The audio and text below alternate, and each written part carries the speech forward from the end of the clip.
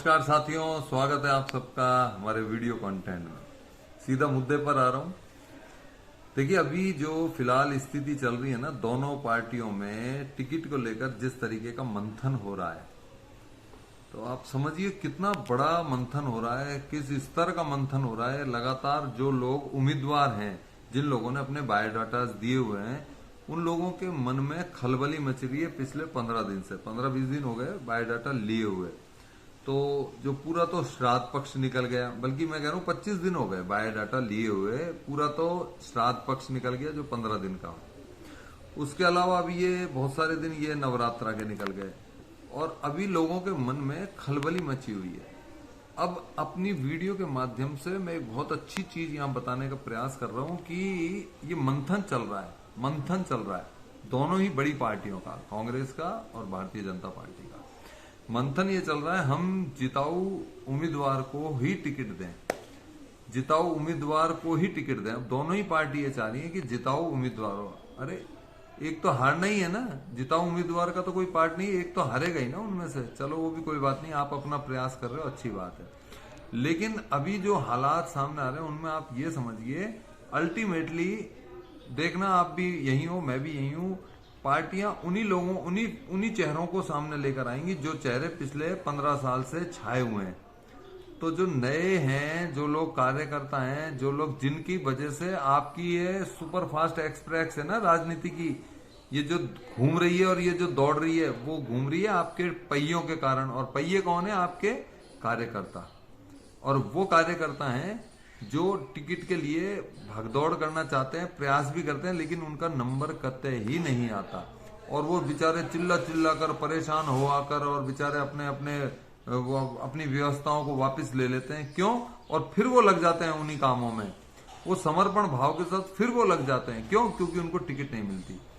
ऐसे बहुत सारे कार्यकर्ता, ऐसे बहुत सारे पदाधिकारी मैंने देखा, उनको एक पद और दे दिया जाता है, जैसे लॉलीपॉप देते थे ना बच्चे को कि चुप रहे भाई, ले ले ले, तो वो लॉलीपॉप भी उनको पद के रूप में लॉलीपॉप दे दी जाती है कि तू तो ये चूसता रहो, आनंद लेता रहे। टिकट किसी दूसरे को मिल जाता है। और वो व्यक्ति, उस व्यक्ति की मैं मानसिक स्थिति बता रहा हूँ, उस व्यक्ति की मैं सामाजिक स्थितियां बता रहा हूँ। मेरी इस वीडियो को आप शेयर करो मत करो, पर जो भी लोग देख रहे हैं ना, वो आप इस चीज पर एक बार मंथन जरूर करना, आप भी मंथन करना कि उसकी सामाजिक और मानसिक स्थिति क्या होगी उस आदमी की जो 20 साल से पार्टी के लिए पूरी अनुशासित तरीके से काम कर रहा है।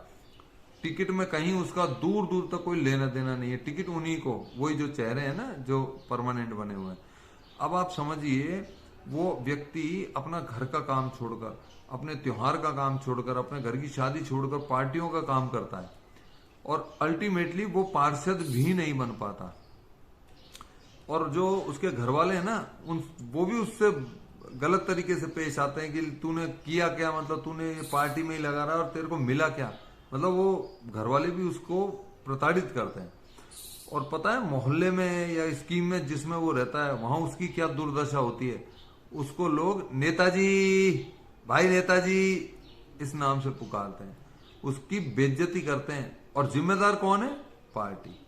वो जिम्मेदार नहीं है, वो तो बेचारा अपने तरीके से काम कर रहा है, लगा हुआ है वो तो।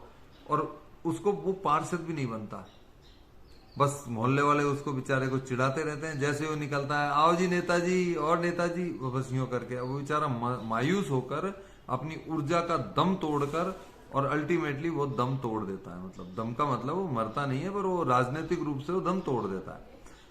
अब ऐसी स्थिति क्यों पैदा हो रही है? और यदि मंथन करना है ना, तो इस बारे में और मंथन करो। मैं पदाधिकारियों को ये बोलना चाहूंगा, जो इतना बड़ा बड़ा मंथन कर रहे हो ना, तो समुद्र मंथन जैसा मंथन करो, जिसमें से यदि विष निकला है तो अमृत भी निकला है।